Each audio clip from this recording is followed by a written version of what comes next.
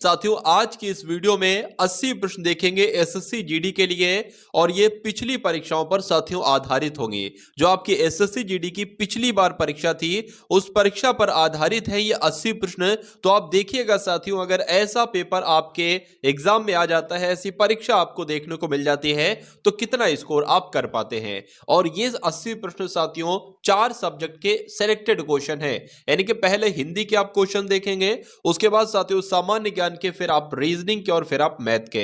चलिए तो क्लास आपकी शुरू हो चुकी है। क्लास में एंट्री अगर कर दी है तो सारा कुछ काम काज छोड़कर साथियों इस क्लास को पूरा देखिए और बहुत सारा ज्ञान हासिल कीजिए और अपने एग्जाम को बहुत आसानी से क्रैक करेंगे, ऐसी मैं आपसे उम्मीद करता हूं। तो पहला प्रश्न आपकी स्क्रीन पर है, इसका राइट आंसर बताने की कोशिश कीजिए कि सही वर्तनी वाला शब्द कौन सा, यानी कि 4 ऑप्शन आपकी स्क्रीन पर है। और यहां पर अगर बात करें माखन चोर लिखा हुआ है, तो क्या माखन चोर होता है? नहीं होता है। माखन चोर भी नहीं होता है, मक्खन चोर भी नहीं होता है साथियों। माखन चोर कैसे लिखा जाता है? जैसे आपका ऑप्शन नंबर डी में लिखा हुआ है। उसके बाद देखिए ये एक मुहावरा है साथियों, गूलर का फूल। तो गूलर का फूल होने का मतलब क्या होता है? मतलब इसका साथियों क्या होता है? दुर्लभ होना इसका मतलब होता है। तो अगर आपका भी आंसर यहां पर ऑप्शन नंबर ए था तो बिल्कुल करेक्ट था। उसके बाद देखिए साथियों फिर से एक वर्तनी वाला प्रश्न आपकी स्क्रीन पर है। आपसे ये पूछा जा रहा है कि वीणा पाणी कैसे लिखा जाता है, तो कौन से ऑप्शन वाला बिल्कुल सही होगा? वीणा पाणी लिखा हुआ। तो जैसे आपको ऑप्शन नंबर डी में लिखा है वीणा पाणी, इस प्रकार से लिखा जाता है। उसके बाद देखिए चौथे नंबर का प्रश्न आपकी स्क्रीन पर है कि निम्नलिखित में से उस विकल्प का चयन करें जो सिर पर पांव रखकर भागना, यानी कि ये सिर पर पांव रखकर भागने का मतलब क्या होता है? आपने बहुत लोगों के मुंह से सुना होगा, अरे वो तो सिर पर पांव रखकर भागा। तो सिर पर क्या कभी पांव रखे जाते हैं? नहीं रखे जाते हैं। यानी कि बहुत तेज भागने को साथियों कहा जा सकता है वो तो सिर पर पांव रखकर भागा। आंसर आपका डी के साथ जाएगा। उसके बाद देखिए साथियों पर्यायवाची आपसे पूछा जा रहा है, एक शब्द यहां पर दिया गया है, यह शब्द है खग। आपसे पूछा जा रहा है कि खग का पर्यायवाची क्या होगा साथियों।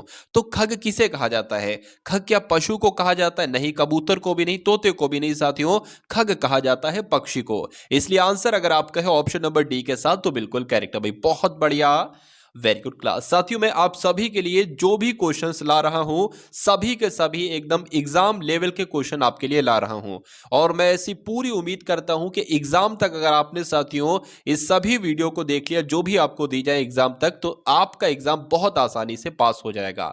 ठीक है ना? तो आप सभी लोग क्या करेंगे साथियों, वीडियो को तुरंत देखकर लाइक कर दिया करो। इससे मुझे मालूम पड़ जाएगा कि हाँ भाई वीडियो आपको पसंद आ रही है और मुझे इसी तरीके से मेहनत को चालू रखना है।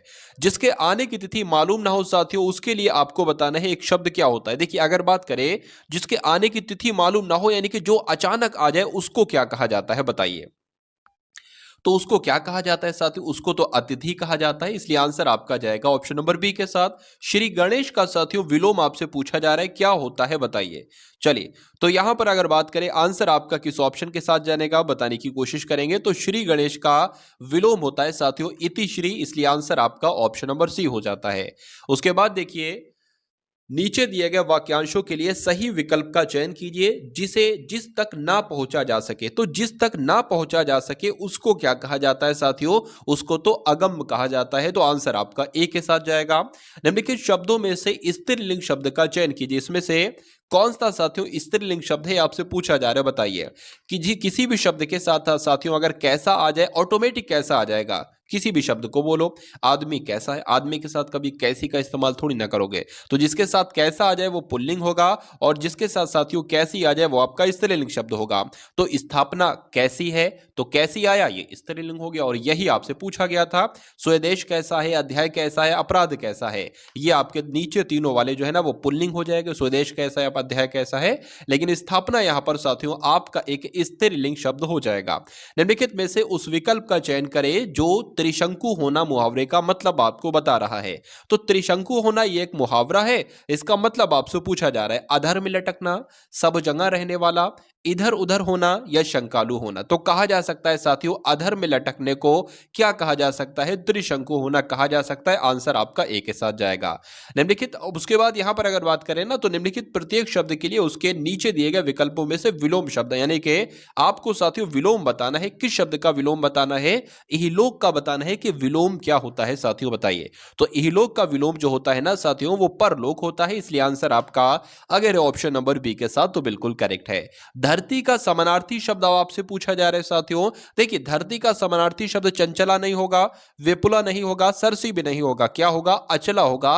ये आपको ध्यान रखना है, परीक्षा में आपसे साथियों पूछा जाएगा। उसके बाद देखिए कौन सा शब्द बहुवचन है आपसे पूछा जा रहा है, बताइए। तो बहुवचन की अगर बात करें, माता, माता तो एक वचन है, प्राण, प्राण या प्राण आपका ये साथियों कैसा हो जाएगा? बहुवचन हो जाएगा। लड़का भी एक वचन है और किताब भी एक वचन है, तो जिनका आंसर यहां पर बी है, बिल्कुल करेक्ट है। उसके बाद देखिए पुरस्कार का विलोम क्या होगा, ये आपसे पूछा जा रहा है साथियों, बताइए। पुरस्कार का मतलब यानी कि जब कोई अच्छा काम करता है तो उसको पुरस्कार दिया जाता है, लेकिन जब कोई गलत काम किया जाता है तो उसको साथियों उसका तिरस्कार होता है। यानी कि पुरस्कार का विलोम अगर पूछे तो तिरस्कार बताना, और तिरस्कार का विलोम अगर पूछे तो पुरस्कार बताना। ये दोनों पॉइंट आपको ध्यान रखना है। उसके बाद देखिए कि निम्नलिखित वाक्यांशों के लिए एक शब्द का चयन कीजिए, यानी कि जिसकी स्त्री मर गई हो उसको क्या कहा जाएगा, ये आपसे साथियों पूछा जा रहा है, बताइए। चलिए, तो जिसकी स्त्री मर गई हो, ठीक है, जिसकी स्त्री मर गई हो यानी कि जिसकी बीवी मर गई हो उसको क्या कहा जाएगा? तो उसको तो विधुर कहा जाएगा, ये आप लोग ध्यान रखेंगे।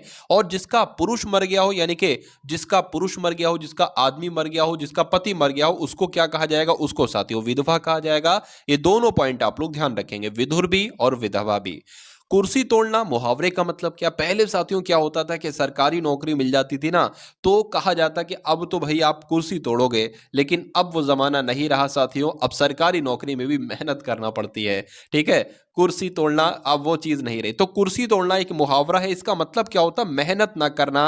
इसलिए आंसर आपका जाएगा ऑप्शन नंबर ए के साथ। तो जिनका आंसर यहां पर ए है, बिल्कुल करेक्ट भाई, बहुत बढ़िया, वेरी गुड क्लास। चलिए उसके बाद देखिए अगले नंबर का प्रश्न है कि निम्नलिखित में से कौन सा शब्द अशुद्ध लिखा हुआ है, ये आपसे पूछा जा रहा है, बताइए। तो इसमें से कौन सा शब्द साथियों अशुद्ध लिखा हुआ है, बताने की कोशिश करेंगे। अगर बात करें अनुकंपा तो बिल्कुल सही लिखा हुआ है। सन्यासी की अगर बात करें, ये सन्यासी मुझे यहां पर सही नहीं लग रहा है। सन्यासी साथियों इस प्रकार से लिखा जाता है, इस प्रकार से सन्यासी, ठीक है ना। वृक्षारोपण भी सही लिखा हुआ है, प्रतीक्षित भी सही लिखा हुआ है। लेकिन अगर बात करें अशुद्ध कौन सा है, तो मैं आपको बता चुका हूं साथियों, ये सान्यासी लिखा है, जो कि कोई शब्द नहीं होता है। तो आंसर आपका अगर है ऑप्शन नंबर बी के साथ, तो बिल्कुल करेक्ट है। उसके बाद देखिए युद्ध करने का इच्छुक को साथियों उसको क्या कहा जा सकता है, आपसे पूछा जा रहा है। योद्धा कहेंगे या योधे कहेंगे या युयुत्सा कहेंगे साथियों, या आपका युयुत्सु कहेंगे? तो क्या कहेंगे? युयुत्सु आपको ध्यान रखना है, यानी कि युद्ध की इच्छुक को, यानी कि युद्ध करने को इच्छुक जो हो साथियों उसको युयुत्सु कहा जाता है। आंसर आपका जाएगा ऑप्शन नंबर डी के साथ, और जिनका आंसर यहां पर डी है, तो बिल्कुल करेक्ट भाई, बहुत बढ़िया, वेरी गुड क्लास। अब उसके बाद देखिए कौवा चला हंस की चाल, ये एक लोकोक्ति है, और इस लोकोक्ति का आपको बताना है कि मतलब क्या होता है, बताइए। चलिए, बड़ों से प्रभावित होना, कौवा चला हंस की चाल, तो कोई मतलब नहीं निकल रहा है। असंभव प्रयास करना, यह भी नहीं होगा।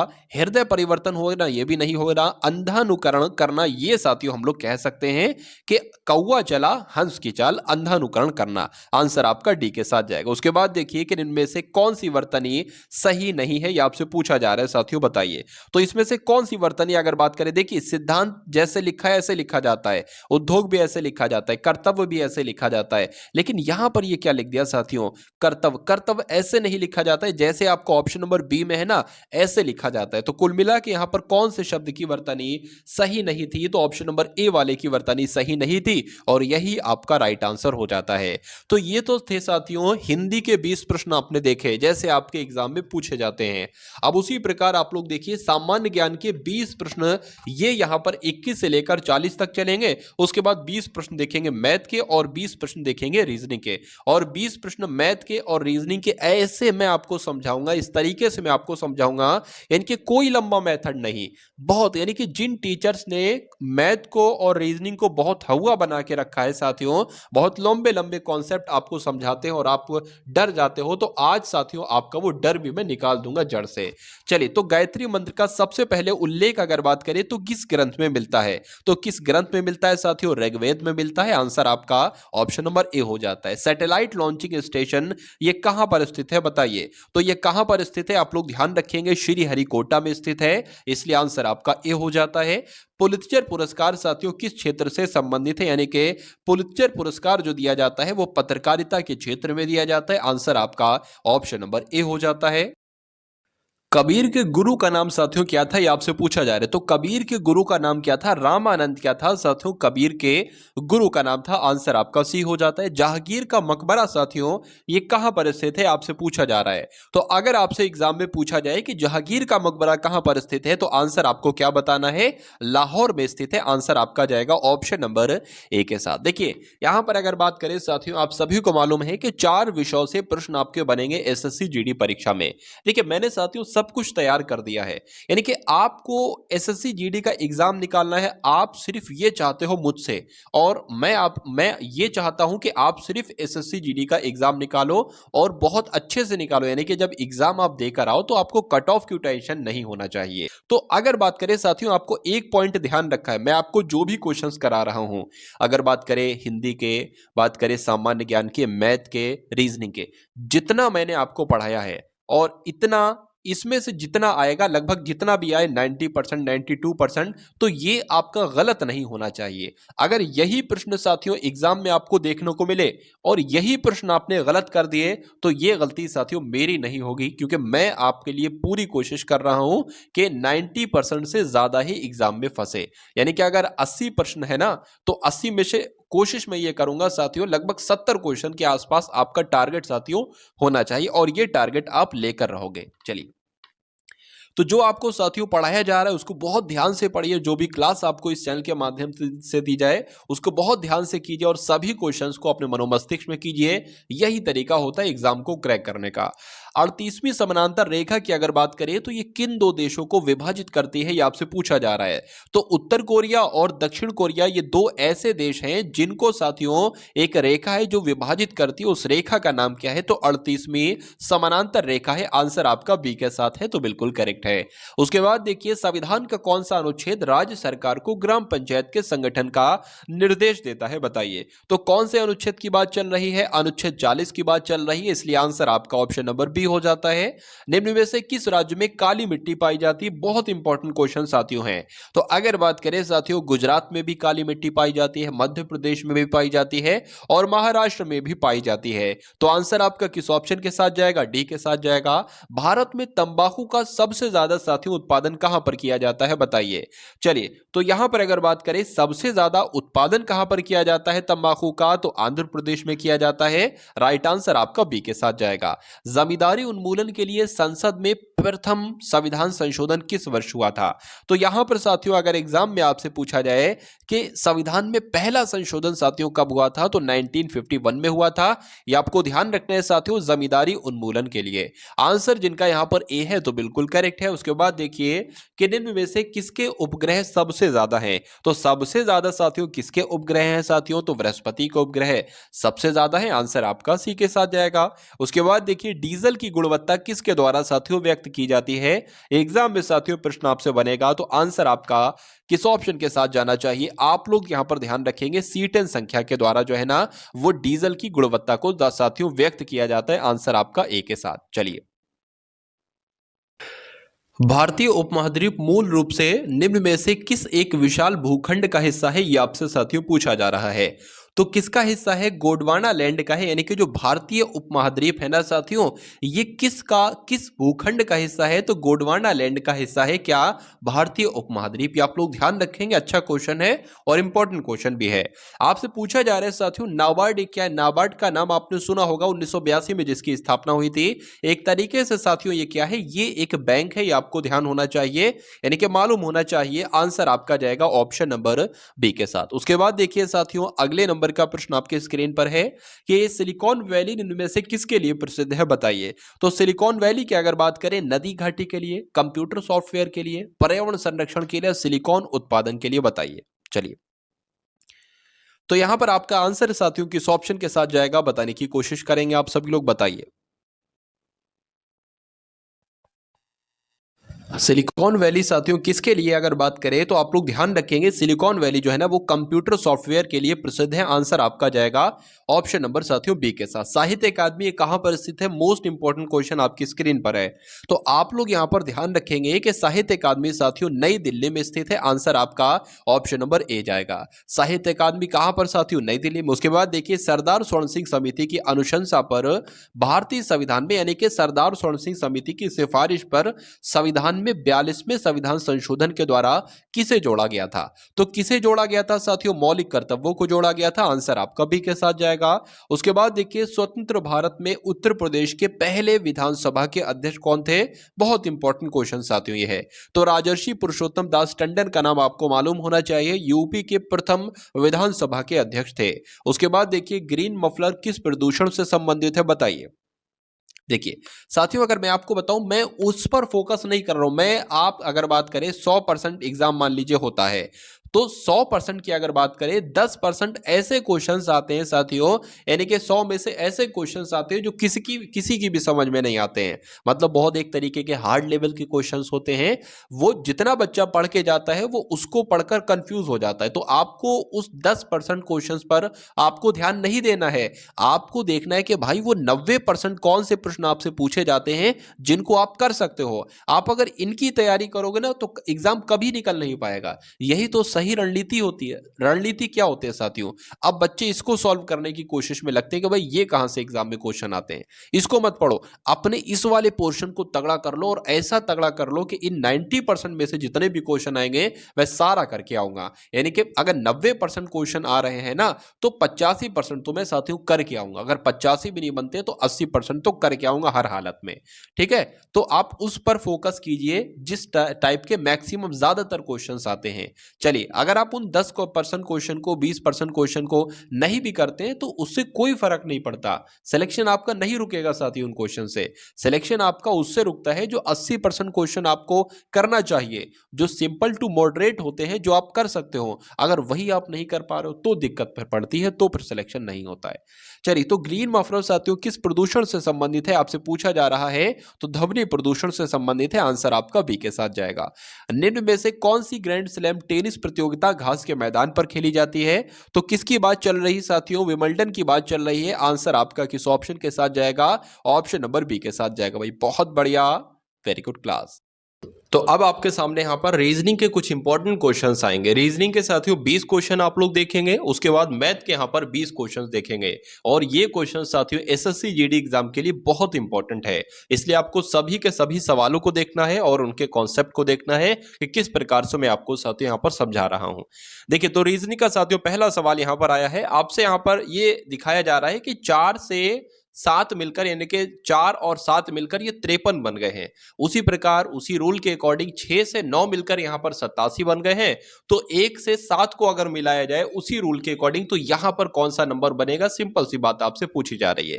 देखिए अगर यहां पर हम लोग बात करें 4 का स्क्वायर 16 हो जाएगा और 7 का स्क्वायर 49 हो जाएगा, तो 53 से बहुत ज्यादा बन जाएगा। यहां पर साथियों क्या लॉजिक लगेगा? देखिए अगर यहां पर अगर बात करें 7 का स्क्वायर कराएं तो कितना बनेगा साथियों? 49 बनेगा। सिंपल सा, इसमें 4 जोड़ दोगे साथियों, जब 4 जोड़ोगे तो कितना बन जाएगा? 53 ही तो बन जाएगा। उसके बाद अगर बात करें 9 का स्क्वायर करेंगे 81 बन जाएगा और 81 में जब साथियों 6 जोड़ते हैं तो 87 बन जाएगा। उसी प्रकार 7 का स्क्वायर करेंगे साथियों 49 बन जाएगा और यहां पर जो 1 है ना, 1 जुड़ेगा साथियों तो कितना बन जाएगा? 50 बन जाएगा। तो 50 आपका आंसर यहां पर हो जाएगा और जिनका आंसर यहां पर ऑप्शन नंबर सी है तो बिल्कुल करेक्ट है। चलिए अब उसके बाद देखिए अगले नंबर का प्रश्न है कि 1 से 3 बना है, 3 से 8 बना है, 8 से 19 बना है, 19 से 42 बना है, तो 42 से यहां पर साथियों कौन सा नंबर बनेगा? देखिए 1 से 3 कैसा हुआ है? ये हुआ है इसकी 2 से गुणा की गई है, 1 की 2 से गुणा की गई है और उसमें 1 जोड़ा गया है तो 3 बन गया। उसी प्रकार साथियों यहां पर भी 3 की 2 से गुणा की गई है, 3 दूना 6 और क्या जोड़ दिया गया? 2 जोड़ दिया। उसी प्रकार इसमें साथियों गुणा की गई है 2 से और क्या जोड़ दिया? 3 जोड़ दिया। ठीक है, मतलब यहां पर सबकी दो दो से गुणा करना है और जोड़ना क्या क्या है, पहले 1 जोड़ा, फिर 2 जोड़ा, फिर 3 जोड़ा। तो अब साथियों 2 से गुणा करेंगे और कितना जोड़ेंगे, 4 जोड़ेंगे। तो 19 दूना 38 होता है, 38 और 4 आपका 42 होता है। अब इसकी भी साथियों 2 से ही गुणा करेंगे और कितना जोड़ेंगे साथियों, 5 जोड़ेंगे। तो 42 दूना कितना होता है साथियों, 84 होता है। 84 और 5 कितना होता है, 89 होता है। या इसलिए आंसर आपका जो जाएगा वो ऑप्शन नंबर सी के साथ जाएगा। चलिए उसके बाद देखिए अगले नंबर का प्रश्न आपकी स्क्रीन पर है। A3T Z7R G16P J35N और M74L। उसके बाद यहां पर आपको बताना है क्या आएगा। तो पहले को देखिए साथियों, ये A से D हुआ है 3 बढ़ाया गया है, D से G हुआ है साथियों 3 बढ़ाया गया है, G से J हुआ है तो तब भी साथियों 3 बढ़ाया गया है, और J 10 पर होता है, M 13 पर होता है, 3 बढ़ाया गया है। तो इसमें अगर साथियों 3 बढ़ाएंगे तो 16 आ जाएगा, यानी कि 16 पर आता है साथियों P। ठीक है, उसके बाद 3 से साथियों यहां पर क्या हुआ है, 7 हुआ है। कितना बढ़ाया गया है आप लोगों ने देखा, 3 से 7 हुआ है, फिर ये 7 से एकदम 16 हो गया है। तो यहां पर क्या 3 3 ऐसे करके क्या क्या बढ़ाएंगे, यहां पर ये देखा जा रहा है 3 में वैसे 4 बढ़ाएंगे तो 7 होगा ना। तो यहां पर अगर बात करें साथियों, ये इससे डबल से ज्यादा हो गया है, फिर ये इससे डबल से ज्यादा हो गया है। तो क्या 2 से गुणा करा है, एक बार देख लेते हैं हम गुणा करा के। 3 दूना 6, 6 और इसमें 1 जोड़ेंगे तो ये 7 हो जाएगा। उसी प्रकार 7 दूना आपका 14 हो जाएगा, तो फिर हमें 2 जोड़ना पड़ेगा 16 बनाने के लिए। इसकी भी जब गुणा 2 से करेंगे तो 16 दूना 32 हो जाएगा। 1 जोड़ा 2 जोड़ा तो जाहिर सी बात है साथियों अब 3 जोड़ेंगे 35 बनाने के लिए। अब 35 से 74 बनाने के लिए साथियों इसकी गुणा 2 से करेंगे, 35 दूना 70 होता है, और 3 जोड़ा तो अब जाहिर सी बात है 4 जोड़ेंगे। अब 74 की भी गुणा साथियों 2 से कराएंगे, और अब कितना जोड़ना पड़ेगा, 5 जोड़ना पड़ेगा। ठीक है, 3 जोड़ा 4 जोड़ा तो 5 जोड़ेंगे। तो 74 साथियों दुना कितने होते हैं, 148 होते हैं, और 5 अगर इसमें जोड़ दिया जाए तो साथियों कितने हो जाएंगे, 153 हो जाएंगे। ये आपको ध्यान रखना है। तो यहां पर साथियों 153 कहीं पर आ रहा है, 153 एक ही ऑप्शन में आ रहा है, तो ऑप्शन नंबर डी आपका राइट आंसर हो जाता है। ठीक है ना। अब अगर चेक करना हो तो आगे भी आप चेक कर सकते हैं, टी से आर हुआ यानी कि 2 की कमी हुई, आर से पी हुआ 2 की कमी हुई, तो यहां पर भी साथियों 2 की कमी ही हो रही है। उसके बाद देखिए अगले नंबर का प्रश्न है कि 1 से 3 हुआ। ये तो साथियों पिछला वाला क्वेश्चन आ गया, ये वाला। चलिए कोई बात नहीं, इसको स्किप कर देते हैं। अब उसके बाद देखिए साथियों डायरेक्शन का क्वेश्चन आपकी स्क्रीन पर है। तो यहां पर साथियों है कि नरेंद्र उत्तर की ओर 12 किलोमीटर चलता है। तो नरेंद्र को क्या 12 किलोमीटर चला दे साथियों उत्तर की ओर, बिल्कुल चलाना पड़ेगा। तो आपको मालूम होना चाहिए उत्तर 4 दिशाएं होती हैं। आप एग्जाम हॉल में बैठे, मैं आपको हर बार बताता हूं, आप मान लीजिए एग्जाम हॉल में ये बैठे हैं, अगर क्वेश्चन में उत्तर की तरफ चलाना है तो ऊपर की तरफ चलाना है, उत्तर आपका ये हमेशा होगा। उसके बाद दक्षिण की तरफ चलाना है तो नीचे की तरफ चलाना है, और पूर्व की तरफ तो इधर चलाओगे, और साथियों पश्चिम की तरफ तो इधर चलाओगे। कहा जा रहा है कि नरेंद्र उत्तर की तरफ 12 किलोमीटर चलता है, तो 12 किलोमीटर साथियों हमने उत्तर की तरफ चला दिया। फिर पश्चिम की ओर साथियों 10 किलोमीटर चलता है, पश्चिम की इधर है, इधर है ना, तो पश्चिम आपका 10 किलोमीटर मैंने यहां पर चला दिया। उसके बाद कहा जा रहा है कि और 12 किलोमीटर दक्षिण की तरफ चलता है, यानी कि 12 किलोमीटर चलेगा, तो यहीं पर साथियों आ जाएगा। उसके बाद वह उस बिंदु से कितना दूर है जहां से उसने चलना प्रारंभ किया था, यानी कि पूछा जा रहा है यहां से कितनी दूरी है। तो जब 10 दूरी ये है तो 10 दूरी साथियों ये भी होगी। तो आंसर आपका किस ऑप्शन के साथ जाएगा, ऑप्शन नंबर डी के साथ जाएगा, 10 किलोमीटर। आंसर अगर आपका है ऑप्शन नंबर डी के साथ तो बिल्कुल करेक्ट है। उसके बाद देखिए नेक्स्ट नंबर का क्वेश्चन आपकी स्क्रीन पर है। चलिए यहां पर अगर बात करें ना साथियों कि यदि रीजन को सांकेतिक भाषा में 5 लिखा जाता है, बिलीव्ड को सांकेतिक भाषा में 7 लिखा जाता है, तो गवर्नमेंट को साथियों क्या लिखा जाएगा, इतना सवाल आपसे पूछा जा रहा है।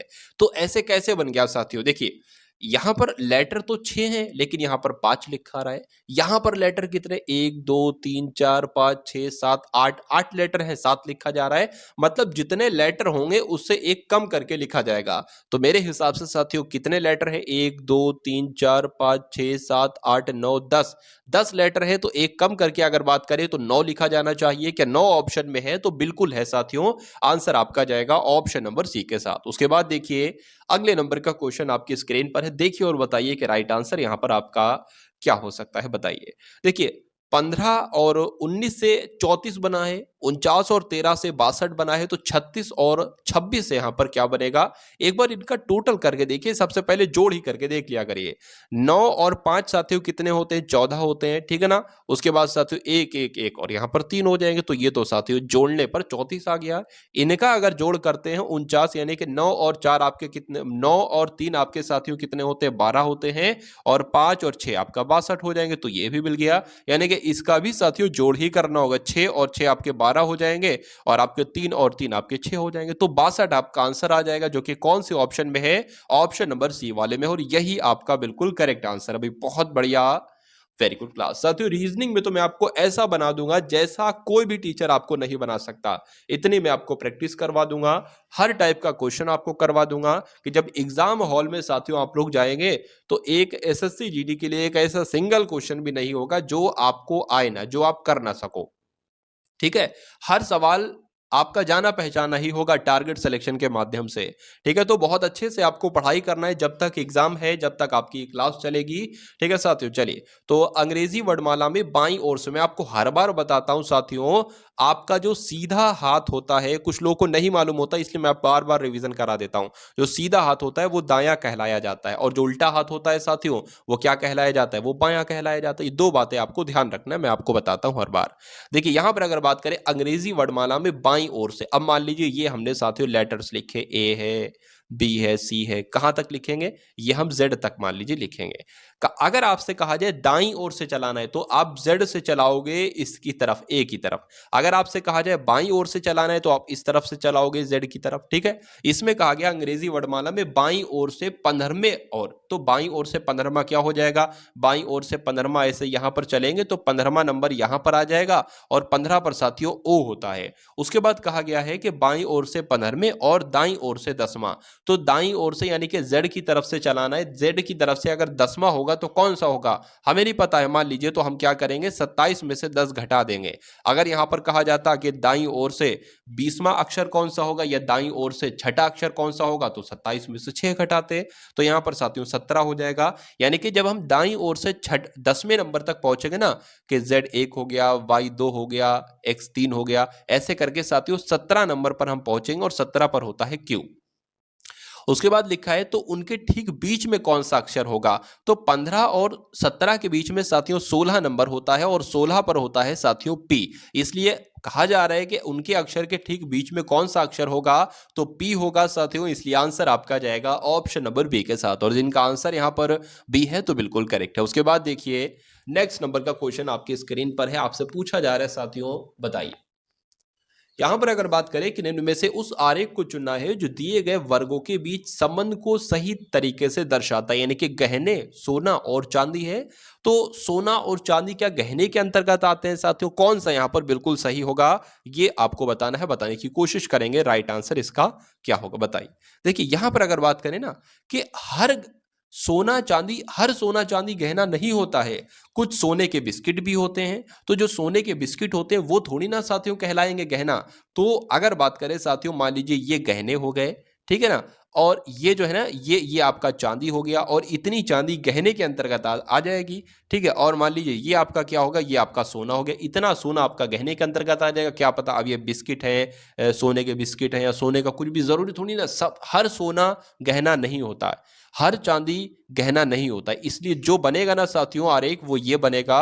और ऐसा कहां पर बना हुआ है? ऑप्शन नंबर सी बना हुआ है। बहुत सारे लोग ऑप्शन नंबर डी को लगाएंगे, ऑप्शन नंबर डी जो कि साथियों गलत हो जाएगा। अब उसके बाद देखिए नेक्स्ट नंबर का क्वेश्चन आपकी स्क्रीन पर है, बताइए। चलिए देखिए बहुत ध्यान से देखेंगे साथियों, मीनू कल्पना से लंबी है लेकिन पूर्वी से नाटी है। गीता प्राची से नाटी है, और प्राची उतनी लंबी नहीं है जितनी कल्पना लंबी है। यदि ये सभी ऊंचाई के क्रम में खड़ी हो तो इनमें से मध्य में कौन होगा, यानी कि बीच की आपसे पूछी जा रही है। तो जो जो कहा जा रहा है वो आप कर लो। मीनू कल्पना से लंबी है, यानी कि मीनू जो है वो कल्पना से लंबी है, तो मीनू को हम साथियों यहां पर रखेंगे। ठीक है, मीनू कल्पना से लंबी है तो कल्पना जाहिर सी बात है उसके नीचे आ जाएगी। उसके बाद कहा है लेकिन पूर्वी से नाटी है। मीनू के बारे में कहा जा रहा है कि मीनू जो है ना वो कल्पना से तो लंबी है लेकिन पूर्वी से नाटी है, या तो पूर्वी साथियों वो ऊंची हो जाएगी, इससे पूर्वी यहां पर आ जाएगी। उसके बाद लिखा है गीता जो है ना, गीता प्राची से नाटी है। अब गीता और प्राची नहीं पता तो भैया गीता और प्राची हम साइन बना लेते, क्या पता गीता प्राची इसके ऊपर भी जा सकती हैं, गीता प्राची इससे नीचे भी आ जाए, तो साइन बना लो, ज्यादा समझदारी काम रहेगा। तो क्या कहा जा रहा है साथियों, गीता जो है ना ये प्राची से नाटी है, तो प्राची ऊपर आ जाएगी, ठीक है। प्राची से नाटी, और प्राची जो है, प्राची उतनी लंबी नहीं है जितनी कल्पना है। अच्छा अच्छा अच्छा, मतलब प्राची जो है उतनी लंबी नहीं है जितनी कल्पना है, मतलब कल्पना ज्यादा लंबी है, इसका मतलब कल्पना से छोटी होगी प्राची और प्राची से छोटी होगी गीता। तो ये सिस्टम साथियों आप बना है।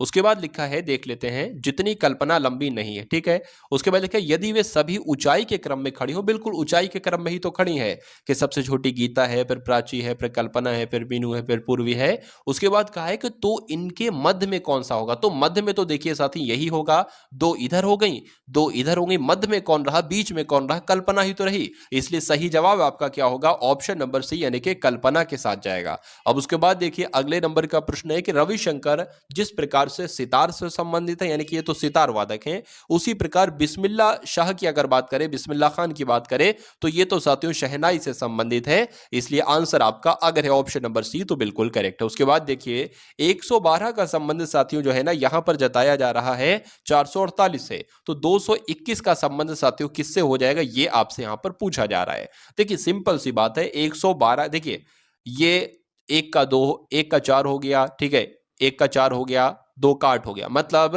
कि गुणा चार से कराई जा रही है। जब गुणा चार से कराओगे, चार दूना आठ, चार एकम चार, चार एकम चार, तो ये बनेगा। तो इसकी भी साथियों चार से ही गुणा कराएंगे, तो क्या आ जाएगा, चार एकम चार, चार दूना आठ, चार दूना आठ, यानी कि 884 आ जाएगा, जो कि आपका ऑप्शन नंबर सी में है। उसके बाद देखिए साथियों नेक्स्ट नंबर का क्वेश्चन आपकी स्क्रीन पर है। यहां पर आपको दिखाया जा रहा है कि यदि किसी सांकेतिक भाषा में बेड को क्या लिखा जाता है साथियों, बेड को YZW लिखा जाता है, और SAME को क्या लिखा जाता है, HZNV लिखा जाता है, तो LOVE को क्या लिखा जाएगा। मैं आपको साथियों यहां पर देखिए सिंपल सी बात है, ए को यहां पर जेड लिखा गया है, यानी कि ए का अपोजिट लेटर क्या होता है, जेड होता है।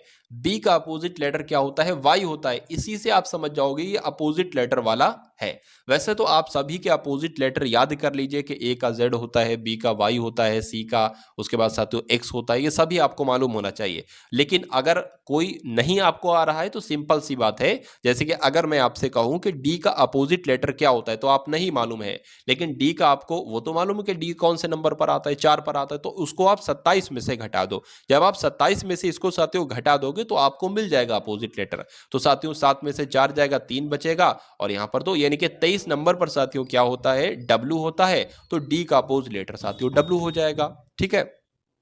तो साथियों ये सिस्टम होता है। तो यहां पर अगर बात करें बी का, सबका अपोजिट लेटर है, देख लीजिए एक बार, ठीक है। एल के अपोजिट लेटर की अगर साथियों बात करेंगे तो यहां पर क्या आना चाहिए, एल का अपोजिट लेटर। तो एल का अपोजिट लेटर साथियों ओ होता है, और एल का ओ होता है, ओ का साथियों एल होता है, और साथियों वी का ई होता है, और ई का साथियों वी होता है। तो OLEV कहां पर लिखा हुआ है, ये तो ऑप्शन नंबर डी में लिखा हुआ है। तो यही आपका बिल्कुल करेक्ट आंसर हो जाता भाई, बहुत बढ़िया, वेरी गुड क्लास।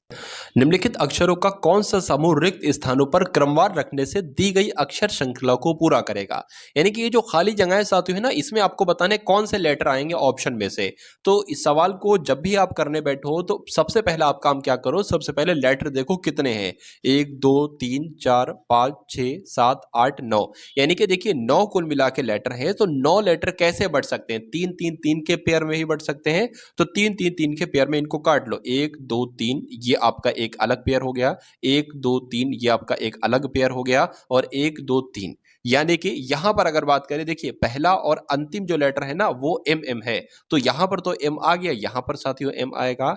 अब पहला और अंतिम लेटर MM है, तो यहां पर भी M आएगा और यहां पर भी M आएगा, यानी कि MAM ऐसे बनेगा, MAM ये भी बन गया, तो MAM ये भी, यानी कि यहां पर भी A आएगा। तो कौन कौन से मैंने लेटर लिखे हैं, मैंने A और MMM लिखा है, तो AMMM, और ऐसा कहां पर लिखा हुआ है साथियों, ऐसा तो ऑप्शन नंबर डी में लिखा हुआ, इसलिए राइट आंसर आपका जो होगा वो ऑप्शन नंबर डी के साथ जाएगा, और जिनका आंसर यहां पर डी है तो बिल्कुल करेक्ट है। चलिए उसके बाद देखिए साथियों के निम्नलिखित विकल्पों में से विषम अक्षर आपको बताना है, यानी इसमें से सबसे विषम कौन सा है।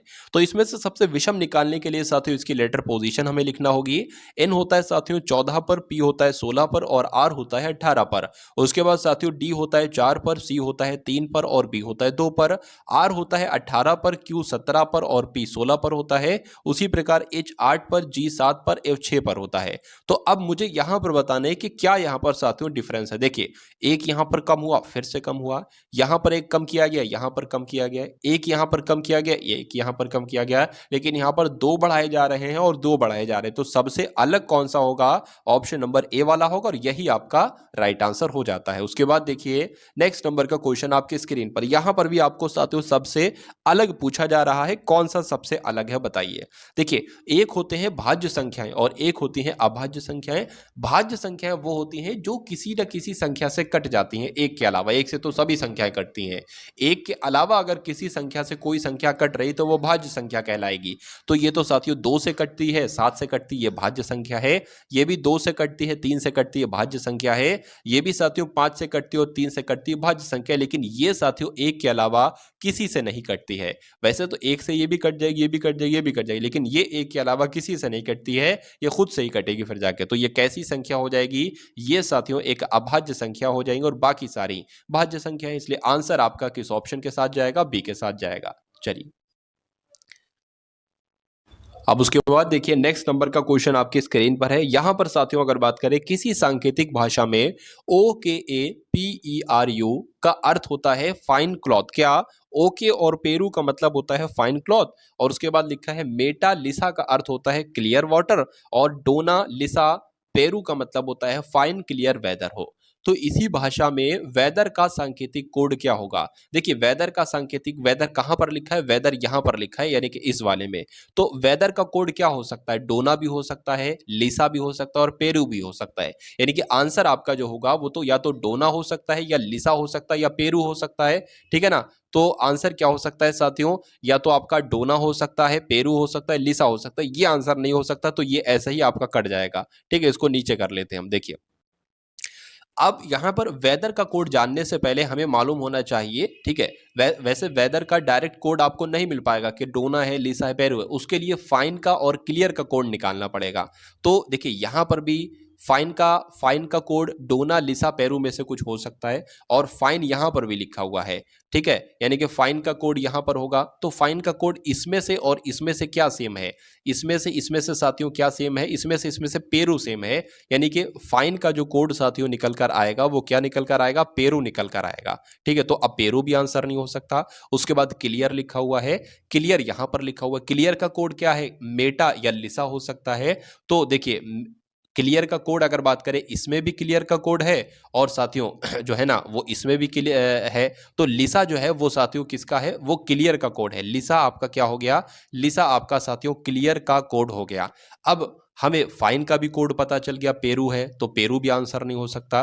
क्लियर का भी कोड पता चल गया साथियों, क्या है? मैंने क्लियर ही लिख दिया, यहाँ पर लीसा होना चाहिए। ठीक, चलिए ये लीसा हो गया, तो लीसा भी आंसर आपका नहीं हो सकता। तो आंसर आपका साथियों किस ऑप्शन के साथ जाएगा? डोना के साथ जाएगा। तो जिनका आंसर यहाँ पर डोना है बिल्कुल करेक्ट है। चलिए अब उसके बाद देखिए उस विकल्प का चयन करें, उस विकल्प को चुनिए जो दिए गए संयोजन के प्रतिबिंब के सबसे करीब है। यानी कि साथियों अगर बात करें डेनियल को प्रतिबिंब के सामने रखें तो ये प्रतिबिंब यानी कि शीशे में कैसा डेनियल दिखाई देगा? यानी कि पहली बात तो आपको ये ध्यान रखना है, जो पहला होता है वो सबसे अंत में दिखाई देता है और जो अंत में होता है वो सबसे पहला दिखाई देता है। तो एल कैसा दिखाई देगा? एल साथियों इस प्रकार का दिखाई देगा। उसके बाद ई कैसा दिखाई देगा? ई साथियों इस प्रकार का दिखाई देगा। उसके बाद अगर बात करें आई जैसा दिखाई दे रहा है, आई वैसा ही दिखाई देगा। एन कैसा दिखाई देगा? एन ऐसा दिखाई देगा, सॉरी एन एन की अगर बात करते हैं तो एन कैसा दिखाई देगा? एन ऐसा दिखाई देगा। ठीक है, तो ये साथियों एन हो गया और ए जैसा दिखाई देता है ए वैसा ही दिखाई देगा। और डी कैसा दिखाई देगा? इस प्रकार का कुछ डी दिखाई देगा। तो ऐसा साथियों कौन से ऑप्शन में है? ऐसा तो मुझे कोई ऑप्शन नहीं दिख रहा है, सब में डी डी किसी में है ही नहीं, जी जी है वो है। तो इसमें से हो सकता हो साथियों ऑप्शन कुछ गलती हो गई हो। तो कुल मिला के जैसे मैंने आपको बताया है ना, वैसे आपको ध्यान रखना है। अगर कोई भी वर्ड आपको दे दिया जाए और पूछा जाए ये प्रतिबिंब के सबसे करीब हो, यानी कि प्रतिबिंब में ये कैसा दिखाई देगा, तो जैसा मैंने आपको रूल बताए हैं वैसे आपको ध्यान रखना है, यानी कि जो पहला वाला होगा वो सबसे अंत में दिखाई देगा, जो अंत में होगा वो सबसे पहला दिखाई देना, और सब सारे लेटर्स को पलट दो, ठीक है। लेकिन कुछ लेटर ऐसे होते हैं जिनको पलटने पर भी साथियों वो सेम ही दिखाई देते हैं। उसके बाद देखिए इस श्रृंखला में गलत संख्या का साथियों आपको बताना है कौन सी गलत संख्या है, यानी कि 30 है, उसके बाद 27 है, मतलब 3 कम की गई है, उसके बाद 27 से 36 हो गई यानी कि 9 बढ़ा दी गई है, 36 से एकदम साथियों 45 हो गई है यानी कि 9 बढ़ा दी गई है, और 45 से साथियों 72 हो गई, यहाँ पर तो बहुत ही बढ़ा दी गई है, ठीक है। तो यहाँ पर साथियों अगर बात देखिए, एक चीज यहाँ पर निकल कर आ रही है, 7 और 2 कितना होता है, 9 होता है, 4 और 5 कितना होता है, 9 होता है, 3 और 6 कितना होता है, 9 होता है, 7 और 2 कितना होता है, 9 होता है, लेकिन 3 और 0 साथियों 3 होता है। तो श्रृंखला में गलत संख्या कौन सी है, तो मेरे हिसाब से तो साथियों 30 जो है ना, ये संख्या गलत है, इसलिए यही आपका आंसर हो जाएगा। और 30 कौन से ऑप्शन में है, तो 30 साथियों ऑप्शन नंबर ए में है साथियों, यही आपका राइट आंसर है। उसके बाद देखिए नीचे एक ही पासे के 4 प्रारूपों को दर्शाया गया है। इस पासे के 2 बिंदुओं वाले फलक के सामने विपरीत फलक पर कितने बिंदु होंगे, यानी कि जहां पर 2 लिखा है ना, उसका विपरीत फलक पर कितने बिंदु होंगे। सिंपल सा प्रश्न आपसे ये साथियों पूछा जा रहा है, बताइए। चलिए देखिए, सॉरी, एक तो 2 की अगर बात करें तो 2 यहां पर लिखा हुआ है, तो जाहिर सी बात है साथियों 2 का विपरीत फलक 3 भी नहीं हो सकता है और 5 भी नहीं हो सकता है, तो 5 भी आंसर नहीं हो सकता है। अगर तीनों ऑप्शन में होता तो वो भी कट कर देते। 2 का विपरीत फलक साथियों 1 भी नहीं हो सकता है, तो अगर एक ऑप्शन में होता तो उसको भी कट कर दे, और 3 नहीं है तो 3 भी साथियों गलत हो जाएगा, लेकिन ऐसे हमें आंसर नहीं मिला। अब अगर बात करते हैं साथियों यहाँ पर ना कि 2 एक तो यहां पर है साथियों, ठीक है, 2 का विपरीत फलक आपसे पूछा जा रहा है, ध्यान रखिए। अच्छा, एक ये यहां पर भी लिखा है और एक ये यहां पर भी लिखा है। कभी ऐसी कंडीशन आ जाए साथियों कि कोई नंबर एक सेम फलक पर लिखा हो, यानी कि एक यहां पर भी, एक बिंदु यहां पर भी है, एक बिंदु यहां पर भी है, यानी कि कहा जा सकता है कि 3 का अगर विपरीत आपसे पूछता तो 4 हो जाता, 2 का अगर विपरीत आपसे पूछे तो 6 हो जाएगा, और 2 का ही तो विपरीत पूछा है, तो 2 का विपरीत साथियों क्या हो जाएगा, 6 हो जाएगा। आंसर आपका जाएगा ऑप्शन नंबर डी के साथ। चलिए उसके बाद देखिए नेक्स्ट नंबर का क्वेश्चन आपकी स्क्रीन पर है, यानी कि अब आपके सामने साथियों 20 प्रश्न तो हो चुके रीजनिंग के, अब 20 क्वेश्चन हम लोग देखेंगे मैथ के साथियों, टॉप लेवल के एकदम सभी के सभी क्वेश्चंस हैं, और बहुत ध्यान से आप लोग देखिएगा। चलिए, किसी कार्यालय के 20 कर्मचारियों का औसत वेतन कितना है, 1900 है। यदि मैनेजर का वेतन भी इसमें शामिल कर लिया जाए तो औसत वेतन बढ़कर कि 2000 रुपए हो जाता है। मैनेजर का वेतन बताइए। अगर ये प्रश्न साथियों आपके एग्जाम में आ जाता है तो कैसे आप इसको सॉल्व करेंगे। देखिए, किसी कार्यालय के 20 कर्मचारियों का औसत वेतन कितना है, यानी कि 20 कर्मचारियों का साथियों औसत वेतन कितना है, 1900 है। तो जाहिर सी बात है इन 20 कर्मचारियों का कुल मिला के वेतन कितना होगा, 19 दूना 38 हो जाएगा, यानी कि 38,000 जो है साथियों, ये क्या हो जाएगा, 20 कर्मचारियों का कुल मिला के वेतन हो जाएगा। उसके बाद कहा गया है कि यदि इसमें मैनेजर का वेतन भी शामिल कर लिया जाए, यानी कि अभी तक तो 20 लोग थे, अब कितने लोग हो गए, अब 21 लोग हो गए हैं, और जब 21 लोग हो गए हैं यानी कि उसका भी, अगर मैनेजर का भी इसमें वेतन शामिल कर लिया जाता है तो औसत कितना हो जाता है, औसत बढ़कर 2000 हो जाता है। यानी कि पहले औसत 1900 था, अब कितना हो गया साथियों, 2000 हो गया। तो अगर कहा जा सकता है साथियों 20 लोगों का औसत मिलाकर वेतन कितना है, 38,000 है, तो 21 लोगों का कितना होगा, 21 दुना आपका 42, तो 42 हो जाएगा, और 3 जीरो लग जाएंगे, 42,000 हो जाएगा।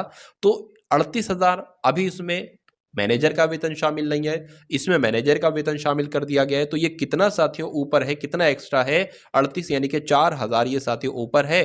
तो कहा जा सकता है 4000 साथियों क्या होगा, यही मैनेजर का वेतन होगा। आंसर आपका जाएगा ऑप्शन नंबर डी, यानी कि 4000 के साथ। चलिए, अब उसके बाद देखिए अगले नंबर का प्रश्न आपकी स्क्रीन पर है, आपसे पूछा जा रहा है कि दो संख्याओं का अनुपात कितना है, 4:3 है, 3:4 है, और उनका महत्तम समापवर्तक 15 है। तो संख्याओं का योग क्या होगा, ये आपसे पूछे संख्याएं क्या क्या होंगी, दो सवाल बन सकते हैं।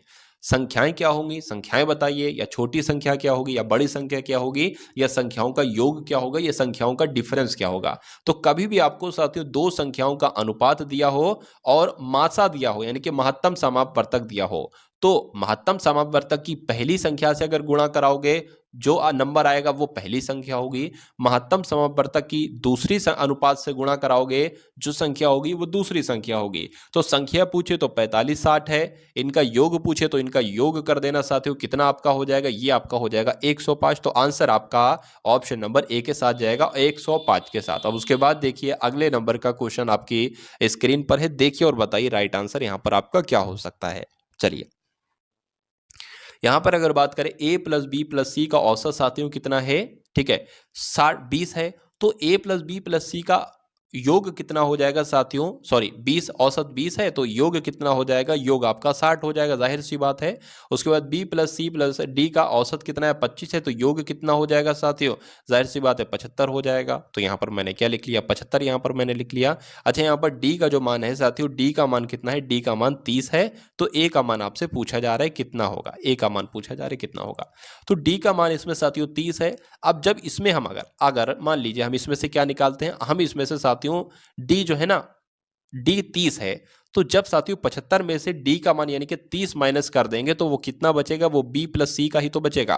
तो 75 में से 30 जरा माइनस कीजिए, क्या बचेगा, 5 बच जाएगा, और ये साथियों यहाँ पर 4 बच जाएगा। यानी कि b प्लस सी कितना है, b प्लस सी आपका 45 है और a का मान आपसे पूछा जा रहा है। तो यहाँ पर अगर b प्लस सी का मान घटा दिया जाए तो हमें सिर्फ a का मान तो पता चल जाएगा, यानी कि 60 में से अगर 45 घटा दिया जाए तो a का मान हमें पता चल जाएगा, और 60 में से 45 घटाएंगे तो साथियों 15 बचेगा, a का मान 15 होगा, और यही आपसे पूछा जा रहा था कि a का मान क्या होगा, आंसर आपका जाएगा डी के साथ। चलिए उसके बाद देखिए नेक्स्ट नंबर का क्वेश्चन आपकी स्क्रीन पर है। यहां पर अगर बात करें a अनुपात b कितना है, 3 अनुपात 4 है, b अनुपात c कितना है, 5 अनुपात 7 है, और c अनुपात d कितना है, 8 अनुपात 9 है।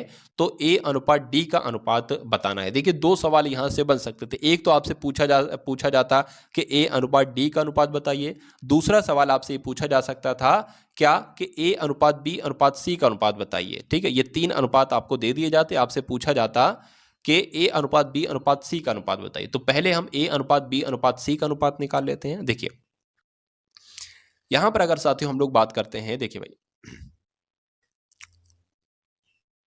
ठीक है ना, तो सबसे पहले जब हम a अनुपात b अनुपात c निकालेंगे कैसे, ये सबसे पहले आपको मालूम होना चाहिए। हम सबसे पहले निकलेंगे साथियों a अनुपात b का मान कितना है, 3 अनुपात 4 है, b अनुपात c का अनुपात कितना है साथियों, 5 अनुपात 7 है।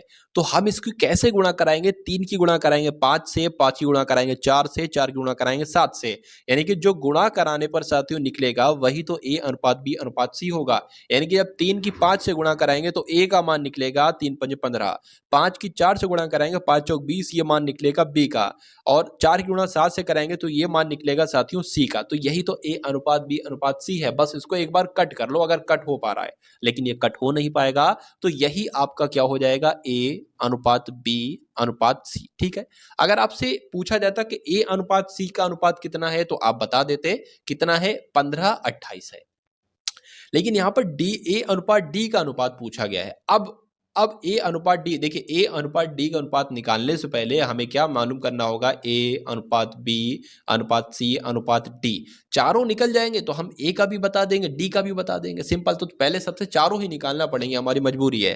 तो a अनुपात b अनुपात c का अनुपात निकालने के बाद हमें क्या करना होगा साथियों, हमें करना होगा c अनुपात d का अनुपात रखना होगा यहाँ पर।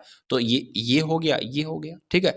अब a अनुपात b अनुपात c अनुपात d का अनुपात निकालने के लिए हमें क्या करना होगा, 15 की गुणा 8 से, 20 की गुणा 8 से, 28 की गुणा 8 से, फिर 28 की गुणा 9 से, तो ऐसे निकल जाएगा। तो 15 की गुणा 8 से करते हैं साथियों, 15 अट्ठे कितना होता है, 120 होते हैं। 20 की गुणा 8 से करते हैं 160 हो जाएंगे। 28 की गुणा 8 से करेंगे तो अट्ठू अट्ठू आपके कितने हो जाएंगे, अट्ठू अट्ठू आपके साथियों 64 हो जाएंगे, और 8 दूना 16 और 6 आपका कितना हो जाएगा, 22 हो जाएगा। ठीक है, अब 28 की गुणा 9 से भी कराना है तो कितना हो जाएगा, अगर बात करें 9 अट्ठे 72 आपके हो जाएंगे। ठीक, एक सेकंड, 9 अट्ठे आपके कितने हो जाएंगे, मैं करा लेता हूं सही तरीके से। यहाँ पर ये मैंने खींच दी लाइन, और ये 9 अट्ठे आपके 72 हो जाएंगे, बस 7 बच जाएगा। ठीक है, 9 दूना 18 हो जाएगा, 18 और 7 साथियों कितना होता है, 25 होता है, यानी कि ये आ जाएगा। ये a अनुपात b अनुपात c अनुपात d तो आया है, लेकिन हमें a अनुपात d हम निकाल लेते हैं। a अनुपात d, a कितना है, 120 है, और साथियों d कितना है, 252 है, 252। इसका बस क्या, इसको वो कर लो साथियों, कट कर लो, यहाँ पर 60 आ जाएगा, ये आपका कितना आ जाएगा, 2 एकम 2, ये आपका 26 आ जाएगा। फिर से कट कट करोगे 60 को 2 से तो 30 आ जाएगा। ये आपका कितना आ जाएगा साथियों, इतना आ जाएगा। 3 से कट कर लो, 3 एकम 3 आ जाएगा, 3 दूना इतना आ जाएगा, 10 21 आ जाएगा। 10 21 साथियों ऑप्शन में है तो बिल्कुल है, आंसर आपका जाएगा ऑप्शन नंबर डी के साथ, ठीक है ना। तो बहुत साथियों आसान तरीके से मैंने आपको समझाया, इसलिए समय ज्यादा लगा है, लेकिन मैं यहां पर अगर करता तो 40 सेकंड से ज्यादा का टाइम नहीं लगता, 40-45 सेकंड से ज्यादा का टाइम नहीं लगता। राहुल 12 किलोमीटर की चाल से 12 किलोमीटर घंटा की चाल से कार्यालय जाता है और 10 किलोमीटर की घंटा की चाल से वापस आ जाता है। यानी कि एक साथियों दूरी है, वो दूरी कितने भी किलोमीटर हो सकती है। अगर राहुल साथियों यहां से इधर को जाता है अपने कार्यालय तो 12 किलोमीटर प्रति घंटा की चाल से जाता है, यानी कि 1 घंटे में 12 किलोमीटर की दूरी तय करता है, ऐसे जाता है। और जब वापस आता है तो 10 किलोमीटर के प्रति घंटा की चाल से आता है। तो उसकी औसत चाल साथियों क्या होगी, यह आपसे पूछी जा रही है। देखिए औसत चाल का सूत्र होता है, जब भी आपसे औसत चाल पूछी जाए तो आपको ध्यान रखना है 2xy बटे x प्लस वाई। ये x क्या होगा साथियों, पहली चाल होगी, y क्या होगा, दूसरी चाल होगी। तो सिंपल सा साथियों आप लोग पुट कर देंगे 2, पहली चाल क्या है यानी कि x का मान क्या है साथियों 12, और अगर बात करते हैं साथियों y क्या है, दूसरी चाल है तो 10 है, बटे में साथियों क्या हो जाएगा 12 प्लस 10 हो जाएगा, 12 प्लस 10 हो जाएगा। अब अगर बात करें साथियों 12 दूना 24, 24 दाम कितने हो जाएंगे साथियों 240 हो जाएंगे। नीचे आपका साथियों 120 आ जाएगा, 120 नहीं बल्कि 12 और 10 आपका 22 आ जाएगा। इसको अगर कट करेंगे साथियों 2 से कट करेंगे तो यहां पर ये आ जाएगा, यानी कि 120 बटे 11 यहां पर आया है। अब इसको कट करेंगे 11 एकम 11 हो जाएगा, ठीक है, एक चला जाएगा 10 हो जाएगा। तो यहां पर अगर बात करें साथियों पॉइंट लगा देंगे, अब 2 नंबर एक साथ काटेंगे तो यहां पर अब ऐसे करके लगेगा, ठीक है ना। तो कितना बचा साथियों 10 था, ये यहां पर भी 0 लग जाएगा, तो 11 नीम कितने हो जाएंगे साथियों 99 हो जाएंगे, यानी कि 10.9 किलोमीटर प्रति घंटा की चाल उसकी औसत चाल साथियों कहलाएगी। इसलिए आंसर आपका अगर है ऑप्शन नंबर सी के साथ तो बिल्कुल करेक्ट हो जाता है। उसके बाद देखिए कि 300 पर 8% की दर से कितने वर्षों में उतना ब्याज मिलेगा जितना 1600 पर 1.5% की दर से 3 वर्षों में मिलता है, ये आपसे साथियों पूछा जा रहा है। चलिए यहां पर साथियों 8 सही 1/2 है, क्या है 8 सही 1/2% की दर से 3 वर्षों में। ये कुछ नहीं साधारण, आपने साथियों एसआई बराबर सुना होगा PRT बटे 100, यानी कि साधारण ब्याज बराबर मूलधन गुणा दर गुणा समय बटे 100। तो यहां पर साथियों मूलधन दे रखा है, दर दे रखी है, लेकिन आपसे समय एक तरीके से पूछा जा रहा है। तो मूलधन कितना है 300 है, दर कितनी है साथियों 8% है, वर्ष यहां पर पूछ रहे हैं तो वर्ष के लिए हम y यहां पर लिख लेंगे, बटे में 100 लगता है, यानी कि ये कह रहा है उतना ब्याज मिलेगा जितना, इसलिए यानी कि बराबर कह सकते हैं 1600 पर 8.5% की अगर बात करें 8 दूना 16, 16 और एक आपका कितना हो जाएगा 17, 17 बटे 2% यहां पर आ जाएगा। तो 17 बटे यहां पर क्या आ जाएगा साथियों 2 आ जाएगा। गुणा में क्या होगा, अगर बात करें 3 वर्ष की बात की गई तो 3 वर्ष लिख लेंगे, गुणा में साथियों यहां पर बटे में 100 लग जाएगा, ठीक है। तो इन 2 जीरो से साथियों ये 2 जीरो कट जाएंगे, इस 2 से अगर बात करें ये यहां पर 8 आ जाएगा, ठीक है ना। इतना आपको समझ में आ गया होगा। अब यहां पर क्या है साथियों 8 गुणा 17 गुणा 3 यहां पर है, और इधर को क्या है इन 2 जीरो से साथियों ये 2 जीरो कट जाएंगे आपके, और 8 3 आपका कितना हो जाएगा 24 हो जाएगा, ठीक है। 8 3 आपका 24 हो जाएगा और 24 वाई हो जाएगा। अब अगर बात करें ये 24 साथियों इसके बटे में आ जाएगा तो 24 यहां आ जाएगा, यहां से 24 हट जाएगा।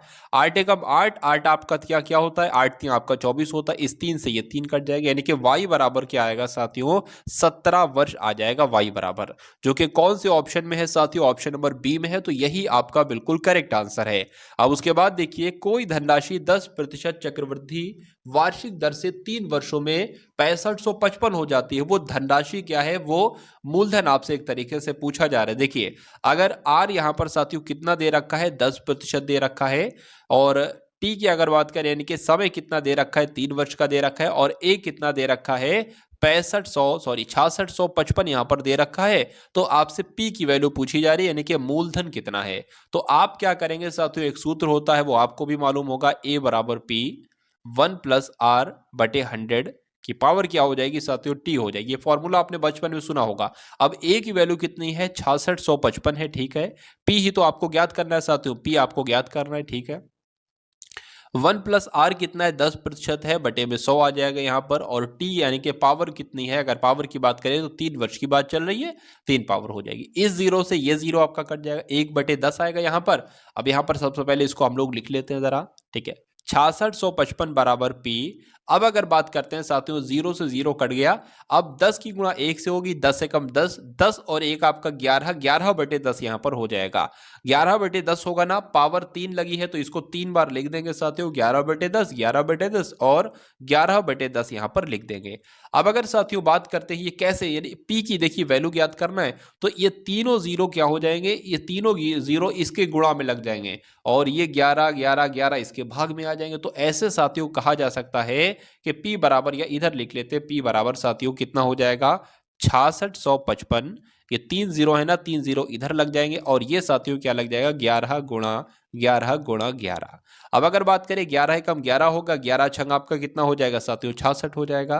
55 है ना, दो संख्याओं को एक साथ कट करेंगे तो जीरो लगाएंगे, 11 पंजे आपका क्या हो जाएगा, 55 हो जाएगा, यानी कि 605 और 3 जीरो आ जाएंगे, जिसको हम यहां पर लिख लेते हैं।